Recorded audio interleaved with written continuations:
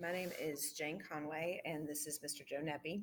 And this video is for ESL Assessment and Culture, which is EDU 581. Okay, um, what we're going to talk about are the purposes of classroom assessments as well as standardized assessments and how you need to have a balance between the two to really understand your students better. And that sort of leads me into my first question. And when we talk about understanding our students, what do you think when I say equity in education? What does that make you think of? Access, access to content, access to the classes, access to be able to understand at the same level as everyone else. Right. That's where I go with it. Exactly. We've talked more than once about just the variety of barriers that our students have to cross to be able to understand our content. It's just as simple as that. My students in particular, our students in particular, in this case, um, the barrier is language, and it can be anything. It doesn't have to be language. It can be home life, or it can be the fact that a student is hungry, or it just there's so many things. But as I said, we've already talked about that before anyway. All right. When you gather information about your students, when you're gathering academic information, what what are some of the tasks that you use when you when you are teaching the Constitution? Because that's what we've worked on this past semester. Mhm. So what are the things that some of the things that we've done? Try to do a variety of activities to meet different learning styles. For example, we can take notes in a regular way, and then sometimes we'll do notes that are visual in nature, like this kind of stuff. Wow. Visual notes where Yes. they use drawings and manipulate the drawings in order they manipulate basically text structure as well as the drawing themselves to come up with concepts that we're talking about. Hmm. We also do a lot of things that will allow kids to role play Senate hearings. We try to take whatever we do in Article 1, Article 2, or any government things and allow them to actually do something hands on with it. Hmm. Article 3, the Supreme Court, they have mock Supreme Court trials and they will try a Supreme Court case. Then, of course, we also have just those straight up kind of visual things, or I should say, where you'll have 25 questions about something. You Right. read it and you read the text and you go through. And so we use a variety of different things for them to be able to kind of show us what they know in a variety of ways. What is a way that you use to when you how can you tell when a student doesn't understand whatever concept it is that you're trying to get across? Uh, Besides the finished product, a lot of times, you have your basic questioning you use, but even little formative assessments, whether it's, and I know they're not fail proof, but it's a thumbs up, thumbs down, or someone will even, we use a lot of Chromebook stuff. So they may Right. have a Google document out and I'll give them a scenario or something we're doing and they'll just pop an answer to a question. And I can walk around and see if they know where I'm going with it. So usually those smaller formative assessments help out quite a bit during the Exactly. course. And then other than that, you've got, your basic quizzes, performance tasks, and things like that. Like we were talking about doing mock Senate trials and that. You start Hmm. doing that, if you don't understand a concept, they start doing it, you'll be able to tell because they can't actually accomplish the performance task. Okay. So how can you tell when a student doesn't understand, like before they get up in front or before they start performing, before they start the role play or the If it's a performance task, usually for me, like my chair, I don't use it really. I'm no. up and about the classroom. It's more about just being at their groups, seeing what they're doing, listening to what they're talking about, answering any questions as you go around that way before they get to that part. Also, usually there's different steps in the performance task. So there's different stages they're going through where you can have like these different steps you're supposed to be at. So we're checking each step as we go along, and then you'll be able to tell if like step two all of a sudden is a miss. You kind of know you're on the wrong track, and you can kind of go back before the whole thing's completely sent up in front of the class or videotaped or whatever. Because that would be awful when they're up there and No, they you can help them through stage fright, but it's really hard to help them through at that moment if they yes. don't understand Hmm. the concept. All right. Um, you can tell why I chose Mr. Neppy to discuss this this specific content with. One part that I'm pretty sure you've seen the data before that I'm going to show you, but there's some different ways that we can manipulate the access score data. Okay, you've already mentioned performance testing and formative assessments, but sometimes you do need standardized scores to give you a concrete number that you can work with. Um, all right, so we already have. I want to make sure that the name doesn't here. You just you can look at it from your angle. We just won't show them. Okay, we are keeping the student's anonymity. We're going to call her Anne, and we already have her. Um, in her case, this is her WIDA screener score because she has just arrived in our school. Now, previously, she was in a dual language school in California, but they did not use these scores. So she was screened when she got here to get into our system. All right.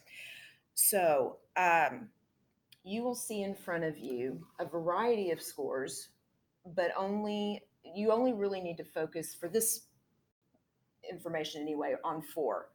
And those are the domains of reading, writing, speaking, and listening. Now, in your actual possession, you have the PSP for this student. And this is the way the PSP looks. And it's a little wordy when it comes to the scores. All right. I prefer okay, this, which breaks each domain into okay, into the proficiency levels. This is where students start off and this is where they end up. To exit the program, a student needs a 4.5. They need to be here. Okay. Anne is a 3 based on her screener score. But you're going to be very interested when you actually start filling in some scores. Okay. The first one I have up here is listening. Okay. And I'll explain everything that's in here. Her listening score is a 6. She had a perfect listening score. And the neat thing that you can do with these, oh, I meant to have a pen out. Let me get one out of the desk. Okay. No, we got one. With this sheet specifically, is Mr. Neppy has a ton of my students this year. Next year, I only have one upcoming freshman.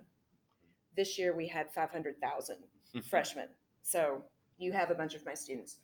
Okay, so you could write her real name there because she got a 6 in listening. All right. Now, the next page is reading, and she got a 2. Okay. After that is writing. No, it's not. It's speaking, and she got a 1. So basically, you can think everything that you say to her, she completely understands. But she is terrified to speak. Now, we have seen, because of formative assessment, that she has lost some of that fear and does speak more in class. So I really, even though that is what she earned, I don't think that's where she is. I think she's probably more in this range, but that remains to be seen. Okay, so speaking, and then with our last one with writing, yeah, she got a 3. All right, so you're like, great, I have papers. What you can also do is fill in everyone else's, and this, yeah, this is how you can use it. Okay, this is yours forever. I even had the hole punch so you could put it in a little binder. And all right. So what that is, this condenses. Okay. So she had a 6. We don't have to worry about listening objectives for her. We just don't. She is fine. Speaking, she That had a was her 1. lowest. Okay. So, how this is set up is she can do these things because they're called can-do descriptors. She earned a 1, so she can do those. This is what she is trying to do. All right. When you want her to feel comfortable, you can give her yes or no questions. Okay. If you would like to challenge her, you would get her to describe things or who, what, when. I still can see, I don't think that would be a challenge for her. Hmm. Do you? No, I think she'd be all right. I think she's. I Yeah. think you're right. I think she's more in that beginning level than I would She's, say in I, that I entry wouldn't put level. her at a 3, but she's well into level 2. What's funny though is here's how awesome she is. She's level 1 or 2, and this kid turned around and she gives a presentation on a president in a debate format where you had to like whoever won the debate ended up moving on in a level, and she prepared so hard for this. We were talking about Oh, like it knowing what was she could and the amount of time and effort she put it was in, amazing. and she actually was in that bridging level you got here and Yes. did it in a way that was confident. It was, and of course, she's still speaking in a way that's difficult, but the preparation, the work, it was pretty cool. It shows like how awesome that was. She got there from where she lives. She was able to jump into this with some Exactly. preparation. It's pretty good. It tells you a lot about who she is just as a person, and that is one of the, we can data these poor kids to death. We really can with the standardized and repeated testings and everything else. If you know what you're doing in your classroom, you get so much more out of formative assessments. You really do. This is what we have to have, and we know that, but formative is where the kids live, and that's where you figure out who they are. Mm-hmm. Okay, so reading, she was a 2. Writing was a 3. Okay, so reading, she does pretty well, honestly. Manipulating data. A lot of times, L's will copy well and not know what they're copying down. They still get the answer correct, but they don't understand what they wrote. Okay, so sometimes that can be the reading and writing issue. But again, she is here with reading. These would be challenges if you were going to do a language objective for her. And writing was here, and so that would be the challenge. And again, that's right where a lot of the of her work is, and that's summarizing and revising and composing narratives. But you really wouldn't. We haven't composed a narrative yet. No, that No, wouldn't apply. Her That only wouldn't apply in writing here. was a persuasive writing. Right. Right. Okay. So that is how these descriptors work. And I did run off your first unit. We have, as a school, we have on a shared drive, we have, I can't think of it, common assessments. There we go, common assessments and shared units. So this is a copy of his, and you can always add language objectives to that existing unit, which is easy to find on our shared drive. Okay, this is essentially that, but it's just not as easy to access. Okay, let me make sure I've just covered everything. Oh, backwards planning. Sometimes you can start with a goal. One of the things that would be a challenge for Anne, or I might have just actually called her by her. Did I throw out her right name? Sit in. Okay. All right. What you can do is start off with where you want her to be and then design it backwards. It's right now it's called understanding by design. Do you remember universal design, where you start with the standards and then you break it back into, yeah. So that's just sort of a new way of saying the same thing. But you can treat those standards, you could treat those as standards for them, for my students individually. Okay. All right. Uh, okay. We were talking about summaries, and these are some activities, a couple of activities that I found that would work to challenge Anne, but they would fit in here. Now, I know for a fact that you would not call it an SOS summary because and this one is a write about. And we are high school teachers. We don't like the cute names. You just do an activity and it's called an activity. It's just what it is. Okay. This one though, I actually like because it's fast. All right. You give, so again, notes to me. You give students, should have put them on the other sheet, a statement. Okay. They have to, like, what, oh, goodness, the debate we're doing today. We believe that it is right to demand that a business owner should have to make the wedding cake. And then they would either agree or disagree. Of course, now we've just shocked 99% of our audience. They would either agree or disagree, and that would be their opinion. And then support your opinion with evidence.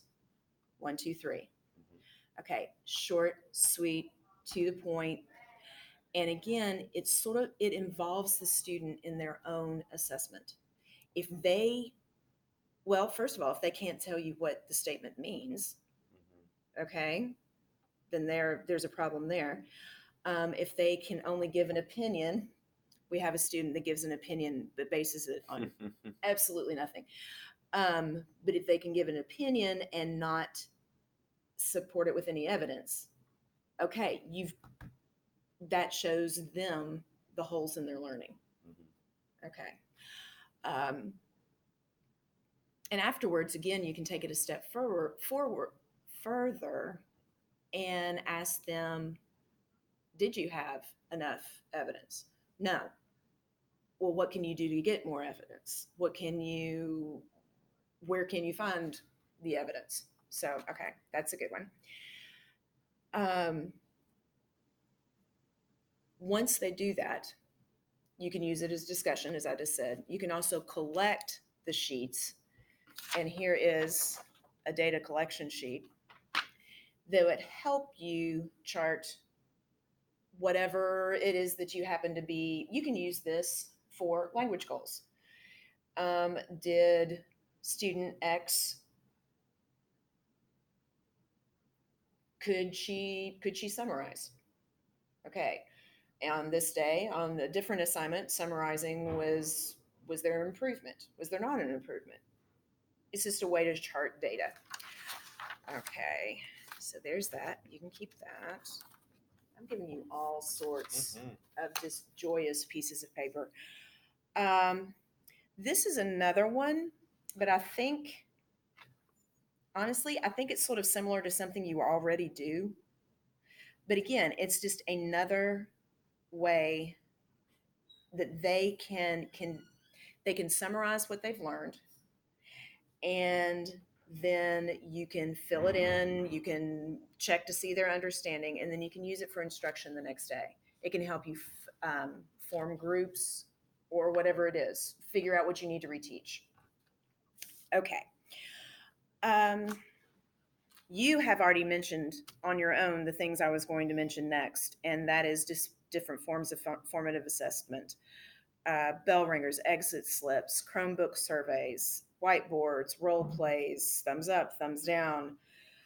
It's just your illustrated notes. That is, you can see, you make the language visible. They have a pictorial representation of, what was this? This was the second article, wasn't it? Article 2. All right. Article 2, right there in big letters.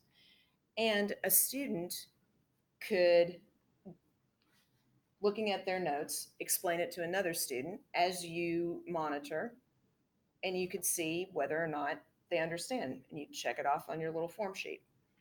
All right. Uh, all right. I think I have covered all that I need to cover. Do you have any questions?